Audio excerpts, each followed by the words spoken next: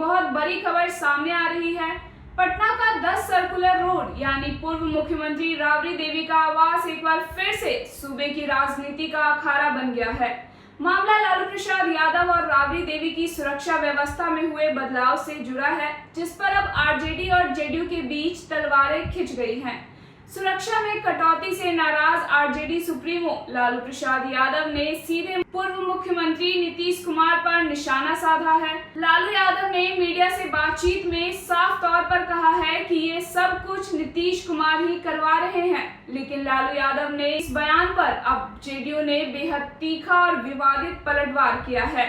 बिहार सरकार के मंत्री और जेडीयू नेता अशोक चौधरी ने लालू यादव पर निजी हमला बोलते हुए कहा कि लालू जी मेंटली गड़बड़ा गए हैं। अशोक चौधरी ने साफ किया कि जब तक नीतीश कुमार के साथ थे तब तक राबड़ी आवास में रहे और अब अलग व्यवस्था मिलने के बाद भी लालू यादव सिर्फ दबाव की राजनीति कर रहे हैं।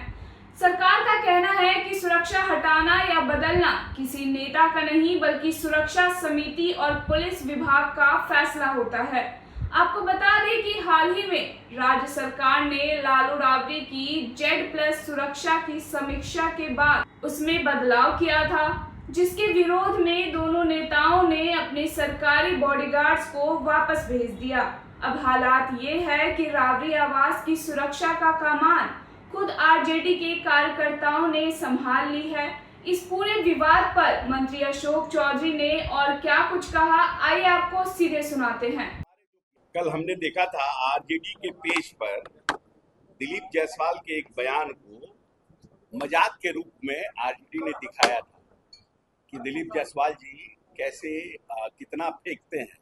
एक बयान उन्होंने दिया था कि आने वाले समय में पटना से हम किशनगंज जो है 1 घंटे कुछ मिनट में पहुंचेंगे। दिलीप जायसवाल जी का कोई बयान था पुराना, उसको आरजेडी ने अपने ऑफिशियल ट्यूब से ट्वीट किया है और उनके बयान को दिखाया और कहा है कि भारतीय जनता पार्टी के एनडीए के लोग कितना फेंकते हैं। तो क्योंकि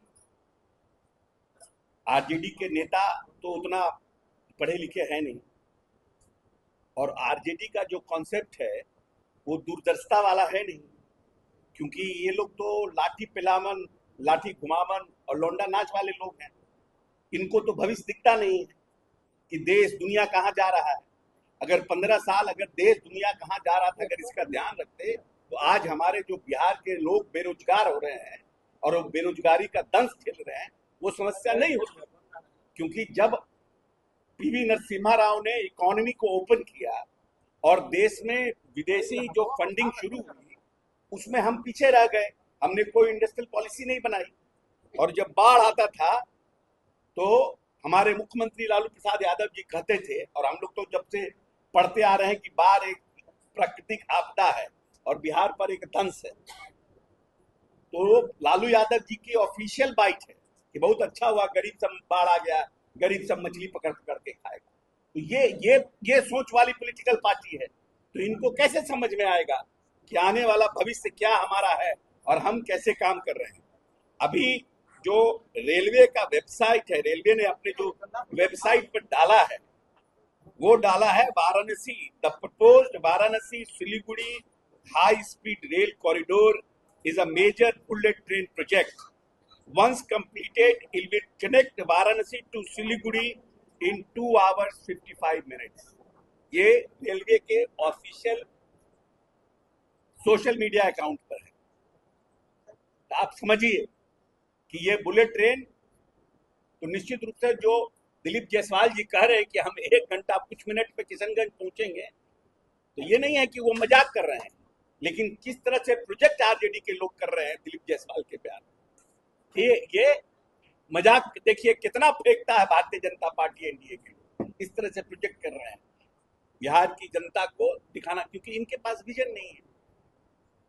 अगर विजन होता तो आरजेडी के ऑफिशियल ट्विटर अकाउंट से इस तरह का बाइट नहीं देते लोगों को। भारत आगे बढ़ रहा है रेलवे के सेक्टर्स में भी और सेक्टर्स में भी।